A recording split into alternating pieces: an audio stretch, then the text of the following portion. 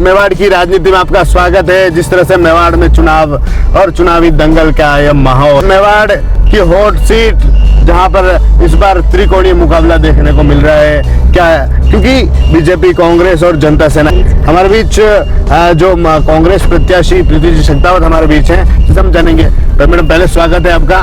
कहें तो एक एजेंडा चुनाव को लेकर होता है, क्या एजेंडा आपका है इस बार? एजेंडा मेरा ये है कि मेरे क्षेत्र में बहुत विकास हुआ है। राजस्थान सरकार ने बहुत विकास कराया प्रीति शेखावत साहब के देहांत के पश्चात, और आने वाले समय में जो पंचायतों की मांग होगी उसको हम पूरा करेंगे। हमारे यहाँ पे जल जीवन मिशन में पानी का जाल बिछ चुका है। कॉलेज की जो बहुत बड़ी मांग थी 2018 के चुनाव के दौरान, एक कॉलेज की जगह आज राजस्थान सरकार ने वल्लभनगर विधानसभा में 3 महाविद्यालय खुलवा दिए, साथ में 3 ITI कॉलेज खुलवा दिए हैं। अब जो छोटी छोटी कमियां हैं उसे पूरा करने का प्रयास करेंगे। क्षेत्रवासी सब एकजुट होकर कांग्रेस को जिता रहे हैं, क्योंकि आने वाले समय में राजस्थान में कांग्रेस की सरकार बन रही है और हम सब मिलके काम करेंगे। एजेंडा बना के आप एक विशेष कार्य को पूरा करते हैं। एजेंडा 2030 का हमारे यशस्वी मुख्यमंत्री अशोक जी गहलोत साहब बना चुके हैं। साथ जो हमारी नई योजनाएं लागू होने वाली है उसका भी अब प्रचार प्रसार कर रहे हैं, और जो अब छोटे छोटे कार्य बचे हैं उसे शिक्षा और चिकित्सा के क्षेत्र में हम और आगे बढ़ाएंगे। एक बीजेपी, कांग्रेस, पहले RLP भी थी, लेकिन अब RLP के जो दलाल थे वो बीजेपी में शामिल हुए। अब आपके लिए और लगता नहीं चुनौती रहेगी? बिल्कुल नहीं, ये तो वल्लभनगर विधानसभा परिवार बताएगा कि उन्हें क्या करना है, क्योंकि जो हमारे प्रत्याशी खड़े हैं बीजेपी से, 2005 में वो कांग्रेस में थे, उसके पश्चात वो बीजेपी में चले गए, उसके पश्चात वे जनता सेना में चले गए, वापस बीजेपी में आए, 2021 में RLP में चले गए, और अब 2023 में जिस व्यक्ति ने यहाँ बहुत मेहनत करी थी उसका टिकट कटाकर वापस बीजेपी में आ गए। जो व्यक्ति खुद इतनी नावों में सवार है, महिलाओं के प्रति उनके केस चल रहे हैं, तो वो क्षेत्र की सुरक्षा कैसे करेंगे? जिनका खुद की नाव का पता नहीं, तो वो क्षेत्र का विकास कैसे करेंगे? क्षेत्र की जनता जाग चुकी है और अब क्षेत्र का जनता सोच समझ के वोट देगी। आपको नहीं लगता इस बार आपके सामने भी एक बड़ी चुनौती है, क्योंकि कांग्रेस से कुबेर सिंह चावड़ा हो या फिर कुंदन सिंह कच्छर हो, वो आपको कहीं कहीं सीधा नुकसान पहुंचाएंगे? ऐसा कुछ नहीं है, वो हमारे परिवार के सदस्य हैं। कांग्रेस पार्टी एकजुट है, मिलके काम करेंगे। टिकट मांगने का अधिकार सबको है, वे लोग भी जनता के बीच में काम करते हैं, उनका अधिकार था टिकट मांगने को, पर उन दोनों में से मेरे कोई खड़े नहीं हुए। इसका मतलब हम एक जाजम पे बैठे हैं और एक साथ मिलके एकजुट होकर कार्य करेंगे। कुंदन सिंह कच्छर ने भी आपसे दूरी बना ली है, ये आपको लगता है? आप 25 तारीख का रिजल्ट वोटिंग देखिएगा और 3 तारीख का रिजल्ट देखिएगा। जनता सेना का समर्थन देने की बात आ रही है कुंदन सिंह को। मैंने आपसे क्या कहा? 25 तारीख की वोटिंग और 3 तारीख का रिजल्ट देखिएगा। क्या लगता है, मतलब क्योंकि देखें तो एक बार आप पर लगातार परिवारवाद के आरोप लगते हैं। परिवारवाद जब होता है राजेश जी, जब राजा का बेटा वापस गद्दी पे बैठता है, परंतु यहाँ तो लोकतंत्र है। कीर्तिशेष दाता हुक्म गुलाब सिंह जी शेखावत ने स्वतंत्रता संग्राम में अपना एक पैर गंवाया था, देश राजस्थान की राजनीति में अपना योगदान दिया था।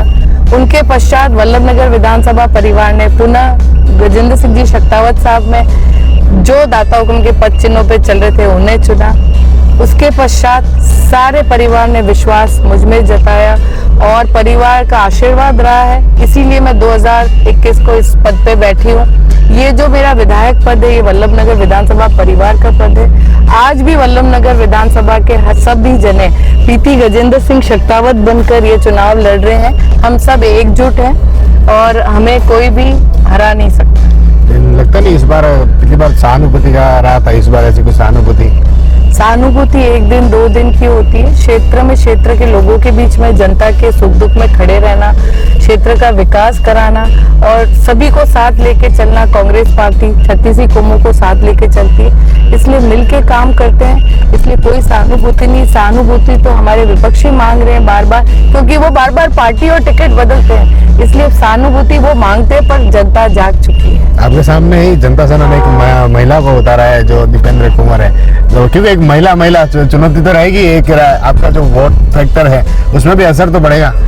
मेरा व्यक्तिगत किसी से कोई मतभेद नहीं है, ये तो हमारी राजनीतिक विचारधारा है, अलग अलग है, और सबको पता है कि आज भी वल्लभनगर विधानसभा में कोई ईंट लगी है या कोई बिल्डिंग बनी है, क्या कोई विकास हुआ है, स्कूल क्रमोन्नत हुए हैं, चाहे कॉलेजेस बने हैं, चाहे तहसील बिल्डिंग बनी, चाहे पंचायत की बिल्डिंग बनी, वो कांग्रेस पार्टी के द्वारा बनी हुई। जनता जाग चुकी है। आने वाले समय में केंद्र और राज्य दोनों में कांग्रेस की सरकार बन रही है, इसलिए वल्लभनगर से भी कांग्रेस का ही विधायक बनेगा।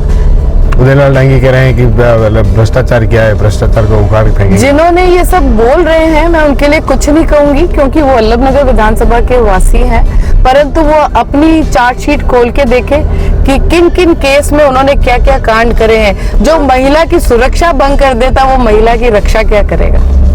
क्या आप जीत के प्रति कितना संतुष्ट है इस बार?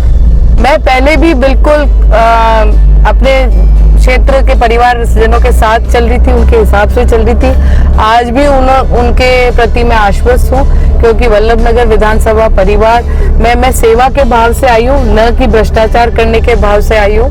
और भ्रष्टाचार करना होता तो राजनीति नहीं, बहुत सी चीजें हैं, परंतु ये परिवार हमेशा वल्लभनगर विधानसभा में सेवा के भाव से आया, और मेरा कर्म जब तक मैं जीवित हूँ वल्लभनगर विधानसभा का सेवा करती रहूंगी। सबको साथ लेके कैसे चलेंगे आप? इस बार कांग्रेस में भी घमासान तो होगा, क्योंकि अंदरूनी जो लोग हैं कुछ नुकसान तो करेंगे आपको। ये आपको लगता है? आपको मैंने पहले भी कहा, फिर कह रही हूँ, आप 3 दिसंबर का रिजल्ट देखिएगा।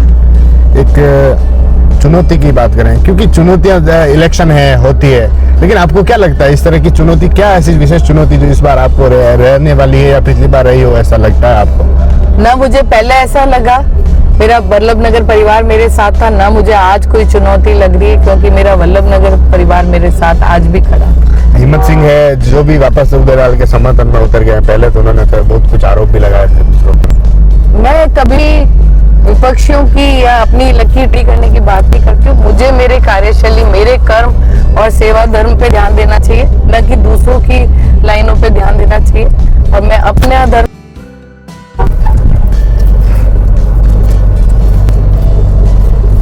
तो आपको पूरा विश्वास है आप चुनाव जीतेंगे?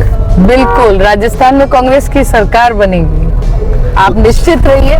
आप जरूर से हमारी यहाँ पर जो गुड़ बटेगा उसमें आप भी सादर आमंत्रित हैं। आपके ऐसे मतलब अभी की बात करें तो ऐसे बड़े 5 काम जो अब या तो पहले हो चुके हैं उनकी बात तो छोड़ते हैं, लेकिन ऐसा क्या लगता है अब जो काम बाकी रह गया है वो बड़ा काम हो? अपने विधानसभा की बात करें वल्लभनगर की, तो ऐसे कोई बड़े काम हमारे रहे नहीं है। हमारे कुछ डैम्स के हैं, पीपलवास वगैरह के, उसे पूरा करना है। बांध का कार्य कई जगह हमें अभी भी हमारे क्षेत्र में जो रोड की कमी है, और जो जहाँ पानी की टंकियां नहीं बन पाई वहाँ बनवाने का पूरा प्रयास रहेगा, क्योंकि मेरी जो नारी शक्ति है उसे सबसे ज्यादा इसकी परेशानी आती है।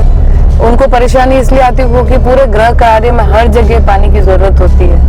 तो जहाँ रह गई टंकियां, क्योंकि 18 महीने में तो एक बालक भी बोलना नहीं सीखता है, तो मैं तो मात्र 18 महीने का मुझे कार्यकाल मिला है, तो करने का प्रयास किया। सबका आशीर्वाद पहले भी था, आज भी रहेगा।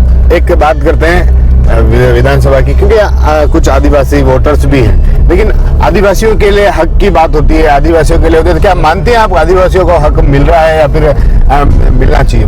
उनको बिल्कुल हक मिलना चाहिए, वो ही हमारा परिवार है। उनको आगे बढ़ाने के लिए कांग्रेस पार्टी ने नई नई लोक कल्याणकारी योजनाएं बनाई, ताकि राजस्थान का हर परिवार का बच्चा शिक्षित हो सके, सबको चिकित्सीय सुविधा मिले, ताकि सब आगे बढ़े। नए नए हॉस्टल्स खोले गए, चाहे जोधपुर, जयपुर, दिल्ली, जहाँ पे वो आगे अपने जो एजुकेशन है उसको आगे बढ़ा सके, वहाँ हॉस्टल में उन्हें निःशुल्क शिक्षा प्राप्त हो सके। हर चीज में हम आगे बढ़ चुके। जनजाति छात्रावास, बालिका छात्रावास, ताकि शिक्षा के क्षेत्र में आगे बढ़ेंगे तो ही उनका पूर्ण रूप से विकास हो पाएगा।